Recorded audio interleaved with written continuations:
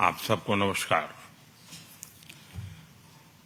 आज इस हॉल में भारत और ऑस्ट्रेलिया की बिजनेस पावर और बिजनेस एम्बिशन के दर्शन एक साथ हो रहे हैं। आप सबकी यहां उपस्थिति हमारे शेयर्ड कॉन्फिडेंस और शेयर्ड एस्पिरेशंस का प्रतीक है। आज दुनिया अनसर्टेनिटी, सप्लाई चेन डिसरप्शन और एनर्जी क्राइसिस के दौर से गुजर रही है। ऐसे समय में भारत और ऑस्ट्रेलिया का नेचुरल और ट्रस्टेड पार्टनर के रूप में आगे बढ़ना स्वाभाविक भी है और आवश्यक भी है। बीते वर्षों में हमने दोनों देशों की क्षमताओं के साथ भावी साझेदारी का एक मजबूत फ्रेमवर्क तैयार किया है। साल 2022 में रिकॉर्ड समय में किए गए एक्टा समझौते से हमारी आर्थिक साझेदारी और सशक्त हुई है। इसके लागू होने के बाद भारत से ऑस्ट्रेलिया को एक्सपोर्ट डबल हुआ है और दोनों देशों के बिजनेसेस को नए मार्केट एक्सेस इसका लाभ मिला है। लेकिन हम यही नहीं रुके रहे। अब हम व्यापक सीका समझौता करने की तरफ आगे बढ़ रहे हैं। इन प्रयासों से दोनों देशों की सरकारों ने एक नया रनवे तैयार किया है। अब इस पर इन्वेस्टमेंट और इनोवेशन का विमान उड़ान भरने के लिए तैयार है और आप सभी को इसे नई ऊंचाई पर ले जाना है। फ्रेंड्स, यहां क्लीन एनर्जी से जुड़ी कई कंपनियां उपस्थित है। हम भारत में hydro projects, green hydrogen, solar modules और विंड मिल्स के लिए मैन्युफैक्चरिंग इकोसिस्टम तैयार कर रहे हैं। भारत ने 2030 तक 500 गीगावाट रिन्यूएबल एनर्जी और 2070 तक नेट जीरो का लक्ष्य रखा है। ऑस्ट्रेलिया के टेक्नोलॉजी, कैपिटल और रिसोर्सेस इस ट्रांजिशन को गति दे सकते हैं। कुछ महीनों पहले भारत ने शांति एक्ट से न्यूक्लियर सेक्टर को प्राइवेट कंपनीज के लिए खोल दिया है। हमने 2047 तक 100 गीगावाट न्यूक्लियर एनर्जी का लक्ष्य रखा है। ऑस्ट्रेलिया के विशाल यूरेनियम रिजर्व्स भारत की न्यूक्लियर यात्रा से सीधे रूप से जुड़ते हैं। हमारे लिए इस क्षेत्र में सहयोग बढ़ाने के लिए हिस्टोरिक अपॉर्चुनिटीज हैं।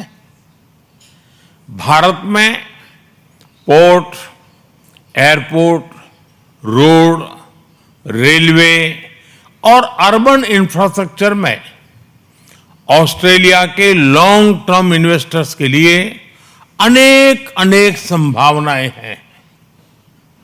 आज भारत में नेशनल हाईवेज लगभग 34 किलोमीटर प्रतिदिन की गति से बन रहे हैं। हर दिन 8 किलोमीटर से अधिक रेलवे ट्रैक्स लगाए जा रहे हैं। यह स्केल, स्पीड और स्टेबिलिटी तीनों का संगम है। स्टील सेक्टर में हम पहले से मजबूत सहयोगी रहे हैं। भारत आज दुनिया का दूसरा सबसे बड़ा क्रूड स्टील प्रोड्यूसर है।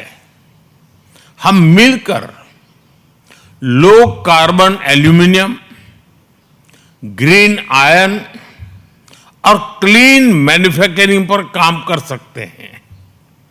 एआई मिशन, क्वांटम मिशन और सेमीकंडक्टर प्रोग्राम के अंतर्गत भारत सरकार ने $10 बिलियन से ज्यादा का सपोर्ट दिया है।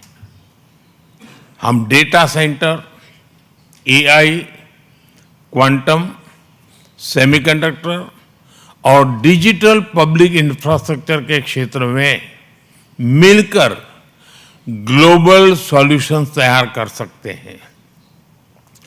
ऑस्ट्रेलिया के पेंशन फंड्स आज $4 ट्रिलियन से अधिक एसेट्स मैनेज करते हैं। भारत में पेंशन की बचत को एक पवित्र अमानत माना जाता है। हम इसे केवल कैपिटल नहीं, करोड़ों करोड़ों परिवारों का ट्रस्ट मानते हैं। भारत आपके फंड्स को सेफ, स्टेबल और सस्टेनेबल ग्रोथ का अवसर देता है। हमारा प्रयास रहेगा कि आपका ट्रस्ट भी बढ़े और आपका कैपिटल भी बढ़े। एजुकेशन और स्किल्स में दोनों देशों के बीच नेचुरल सिनर्जी है। डिकिन यूनिवर्सिटी और वुलंगडोंग यूनिवर्सिटी ने गिफ्ट सिटी में कैंपस खोलकर एक नया अध्याय शुरू किया है। यह भारत के प्रति उनके कॉन्फिडेंस का प्रतिबिंब है। हमारा साझा लक्ष्य होना चाहिए कि हम स्टूडेंट मोबिलिटी को टैलेंट पार्टनरशिप में बदले। फ्रेंड, इन सभी क्षेत्रों में आगे बढ़ने के लिए हमें एक और महत्वपूर्ण आयाम पर ध्यान देना होगा। हमारी पार्टनरशिप केवल दोनों राजधानियों या कुछ शहरों तक सीमित नहीं रहनी चाहिए। हमें हमारे राज्यों, छोटे बड़े शहरों, विश्वविद्यालयों, उद्योगों, सभी के स्टेक होल्डर्स बनाना होगा। वेस्टर्न ऑस्ट्रेलिया की क्रिटिकल मिनरल स्ट्रेंथ, उसको हम उड़ीसा और गुजरात की मैन्युफैक्चरिंग कैपेबिलिटी के साथ जोड़ सकते हैं।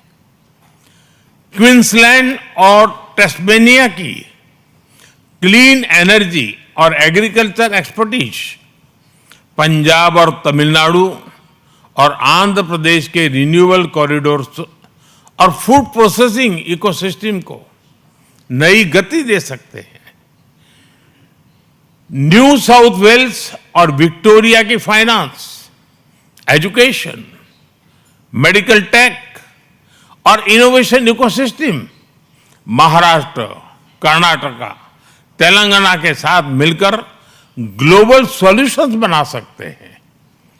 साउथ ऑस्ट्रेलिया की डिफेंस, स्पेस और मैन्युफैक्चरिंग कैपेबिलिटी उत्तर प्रदेश और केरलम के साथ नए अवसर बना सकती है।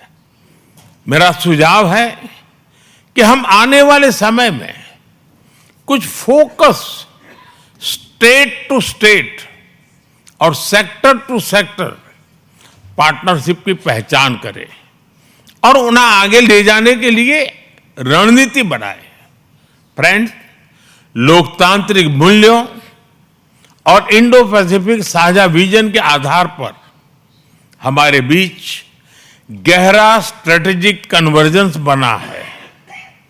हम अपनी बिजनेस पार्टनरशिप को नई ऊंचाइयों पर ले जाने के लिए प्रतिबद्ध हैं।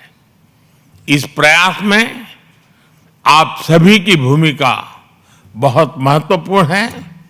मुझे विश्वास है कि आज का ये संवाद नए आइडियाज, नई पार्टनरशिप्स और नए कमिटमेंट्स को जन्म देगा।